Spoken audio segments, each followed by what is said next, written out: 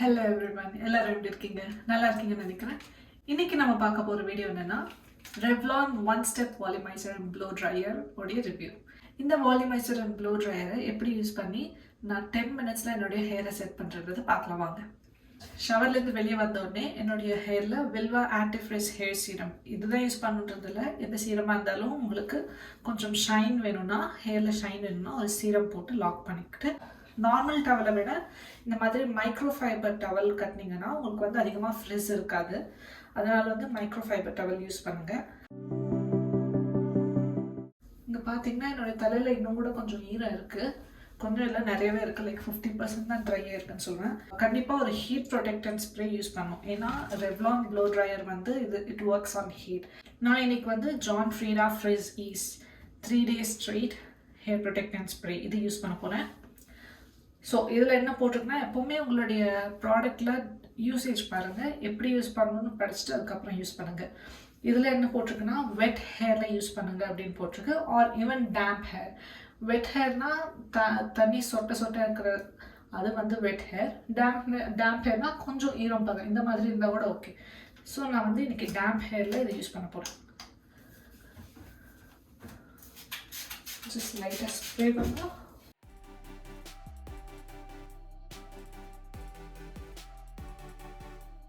Cream R foam heat ப்ரொடெக்டண்ட்டை விட spray heat protectant இன்னும் ஈவனாக ஸ்ப்ரெட் ஆகுன்றதுனால நான் வந்து ஸ்ப்ரே ஹீட் ப்ரொடெக்டன்ட் தான் ப்ரிஃபர் பண்ணுவேன். இன்னொரு முக்கியமான விஷயம் என்னென்னா, இந்த ப்ளோ ட்ரையை யூஸ் பண்ணுறதுக்கு முன்னாடி அவங்க என்ன சொல்லியிருக்காங்கன்னா, ரெக்கமெண்டேஷனில் உங்களோட ஹேர் வந்து 80% ட்ரையாக இருக்கணும். ஃபுல் ட்ரையான ஹேரில் இதை யூஸ் பண்ணக்கூடாது. பண்ணிங்கன்னா உங்களுக்கு வந்து அதிகமாக ஃப்ரெஷ் தான் தெரியும். ஸோ வந்து ஓரளவுக்கு இந்த மாதிரி டேம்ப் ஹேர் இருந்த மாதிரி இருந்துச்சுன்னா உங்களுக்கு ஈஸியாக இருக்கும். இதில் பார்த்தீங்கன்னா உங்களுக்கு வந்து மொத்தம் 4 பட்டன்ஸ் இருக்குது. ஸோ இது ஆஃப்,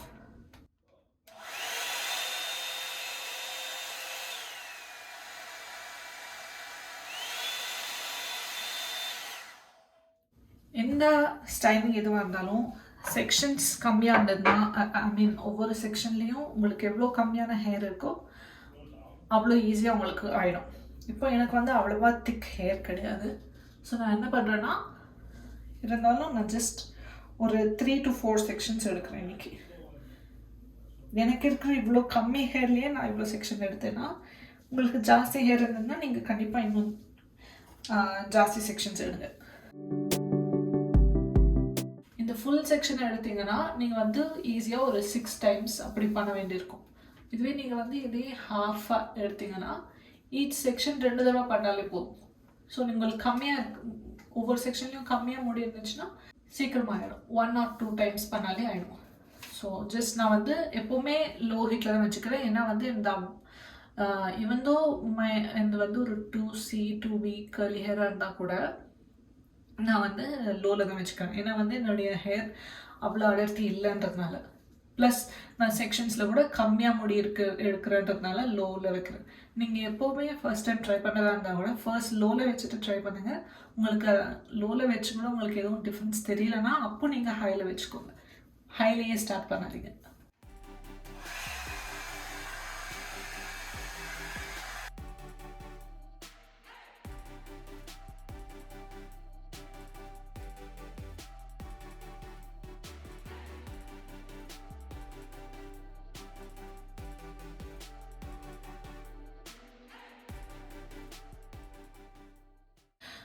இப்போ நீங்கள் பார்த்தீங்கன்னா உங்களுக்கு தெரியும், ஃபர்ஸ்ட் வந்து ஃபுல்லாக ஒரு தடவை இந்த மாதிரி போயிட்டு அதுக்கப்புறம் வந்து பாதி செக்ஷனாக எடுத்து நீங்கள் வந்து இப்படி பண்ணிங்கன்னா இங்கே ரூட் கிட்ட வச்சிங்கன்னா உங்களுக்கு வந்து இங்கே வந்து நிறைய வால்யூம் கிடைக்கும்.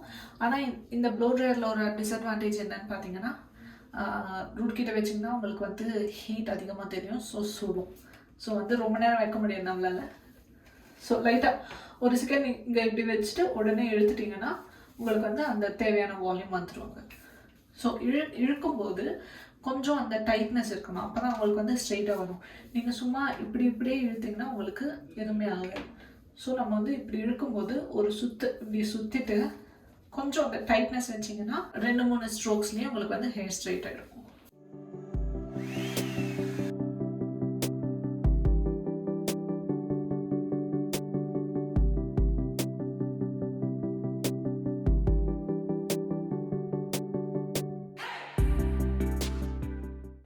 இருக்கிற செக்ஷன் முடிஞ்சது. அடுத்த செக்ஷனுக்கு போகலாம். ஜஸ்ட் இங்கே முன்னாடி வந்து பார்த்தீங்கன்னா இந்த இடத்துல ஒரு செக்ஷன் எடுக்கிறேன்.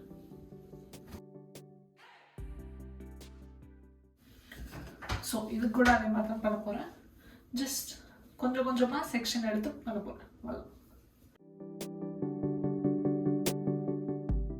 இன்னொரு விஷயம் என்னென்னா, உங்களுக்கு வந்து ஜஸ்ட் ஃப்ளாட்டாக விழணும் அப்படின்னு நினச்சிங்கன்னா வால்யூமைசரை இப்படி வச்சு இப்படியே சுற்றுனீங்கன்னா உங்களுக்கு வந்து ஃப்ளாட்டாக வரும். இதே உங்களுக்கு வந்து இந்த மாதிரி கொஞ்சம் கர்ல்ஸோட வேணும்னா நீங்கள் வந்து வெர்டிக்கலாக வச்சு பண்ணிங்கன்னா கர்லியாக வரும்.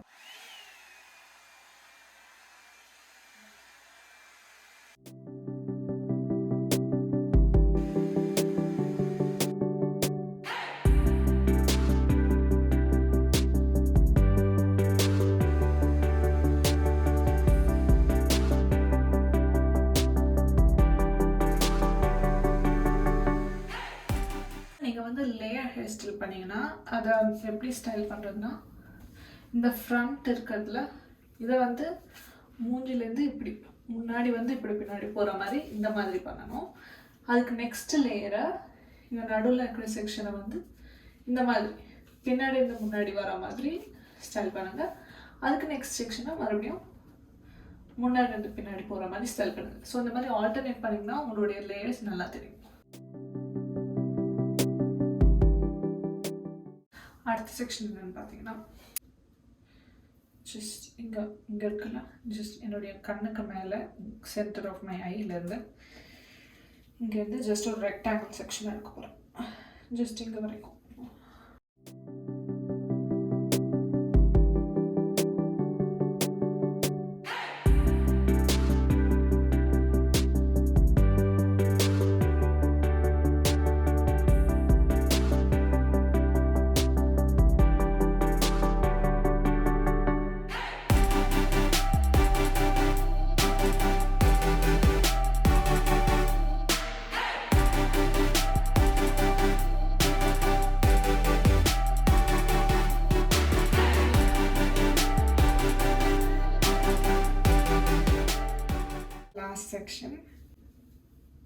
லாஸ்ட் செக்ஷன் என்ன பண்ண போகிறேன்னா,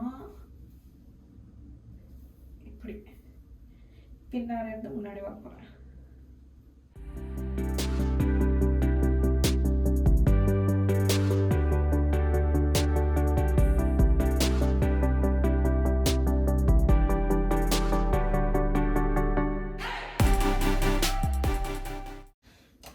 இதுதான் இருக்கிறதுல கடைசி செக்ஷன். இதை வந்து நான் இந்த மாதிரி 2 ட்ரையாங்கிள்ஸ் எடுக்க போகிறேன். இன்னொரு விஷயம் சொல்ல மறந்துட்டேன். என்னென்னா, இப்போ உங்களுக்கு வந்து இந்த இடத்துல வந்து நிறைய வால்யூம் வேணும்னா, ஃபார் எக்ஸாம்பிள் இந்த செக்ஷன் ஆஃப் ஹேர் வந்து நம்ம இப்படி போட போகிறோம் இல்லையா, இப்படி தானே விட போகிறோம். ஸோ இதுக்கு ஆப்போசிட்டில் வச்சு நம்ம ட்ரை பண்ணணும். அப்போ தான் உங்களுக்கு வந்து நிறைய வால்யூம் கிடைக்கும் ரூட்ஸில்.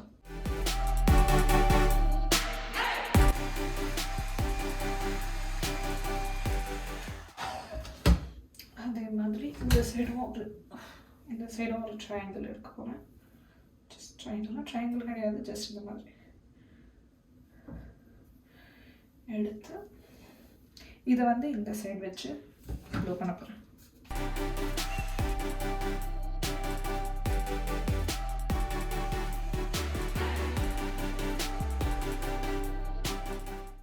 அடுத்து கடைசியில் இருக்கிற இந்த பேங்க்ஸ்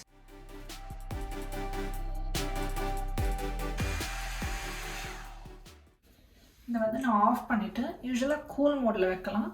பட் இதில் வந்து கூல் மோட் கூட ரொம்ப ஹீட் அதிகமாக வருன்றதுனால நான் வந்து ஆஃப் பண்ணிவிட்டு ஜஸ்ட் ஒரு ஃபியூ செகண்ட்ஸ் இந்த மாதிரி வச்சுட்டு கொஞ்சம் அது ஆறுற வரைக்கும் அப்படி வச்சிங்கன்னா முடி நல்லா செட் ஆனதுக்கப்புறம் இப்படி எடுத்து விட்டுலாம்.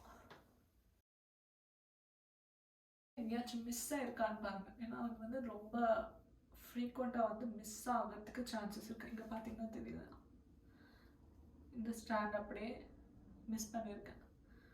ஸோ இந்த மாதிரி மிஸ் ஆன பீசஸ்லாம் கூட ஒரு தடவை பார்த்துக்கோங்க. இப்படி சென்டர் பார்ட் எடுத்து நீங்கள் செட் பண்ணுவீங்க அப்படின்னா இந்த மாதிரி முன்னாடி சொன்ன மாதிரி ட்ரையாங்கிள் ஷேப்பில் எடுத்து இந்த ட்ரையாங்கிளை இந்த சைடு வச்சு பண்ணுங்கள். இந்த ட்ரையாங்கிளை இந்த சைடு வச்சு ப்ளோ ட்ரை பண்ணி விட்டிங்கன்னா உங்களுக்கு செட் ஆகும். நான் வந்து சைட் பார்ட் எடுப்பேன் எப்போவுமே. ஸோ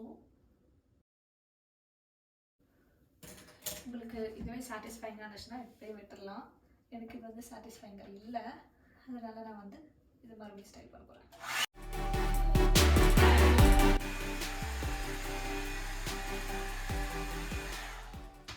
அவ்வளோதான். அப்புறம் பின்னாடி எப்படி வேணுமோ செட் பண்ணிக்கோங்க. செட் பண்ணதுக்கப்புறம் இன்னொரு முக்கியமான விஷயம் என்னென்னா, இது வந்து கண்டிப்பாக இப்படியே இருந்துடாது நாள் பூரா, எஸ்பெஷலி சென்னையில் இருந்தீங்கன்னா. ஸோ வந்து ஒரு ஹேர் ஸ்ப்ரே வச்சுக்கிட்டு கொஞ்சம் தூரத்துலேருந்து இப்படி ஸ்ப்ரே பண்ணிக்கோங்க. என்கிட்ட இன்றைக்கி ஹேர் ஸ்ப்ரேயில் அதனால் காட்ட முடியல உங்களுக்கு. ஸோ யூஸ்வலாக ஹேர் ஸ்ப்ரே எப்படி பண்ணணும்னா, உங்களுக்கு எப்படி வேணுமோ அந்த மாதிரி செட் பண்ணிவிட்டு தூரத்துலேருந்து செட் பண்ணுங்கள். கிட்ட வச்சு பண்ணிங்கன்னா உங்களுக்கு வந்து ரொம்ப ஸ்டிஃப் ஆகிடும். ஸ்டிஃபாக இந்த மாதிரி பவுன்சியாகவே இருக்காது. ஸோ கொஞ்சம் தூரத்துலேருந்து ஸ்ப்ரே பண்ணிங்கன்னா ஸ்ப்ரே இருக்கும், அதே அளவுக்கு முடி வந்து இன்னும் கொஞ்சம் ஃப்ரீடம் கூட இருக்கும். அதுக்கு மூவ் ஆனால் தான் முடி அழகாக இருக்கும் பார்க்குறதுக்கு. முடிய செட் ஆன மாதிரி இப்படியே இருந்துச்சுன்னா நல்லா இருக்காது பார்க்குறதுக்கு. இந்த வீடியோ பிடிச்சிருந்தா கண்டிப்பாக லைக் பண்ணுங்கள், சப்ஸ்கிரைப் பண்ணுங்கள். இந்த மாதிரி நிறைய வீடியோஸ் இன்னும் நிறைய ஃபியூச்சரில் போட்டுருவேன். தேங்க்யூ.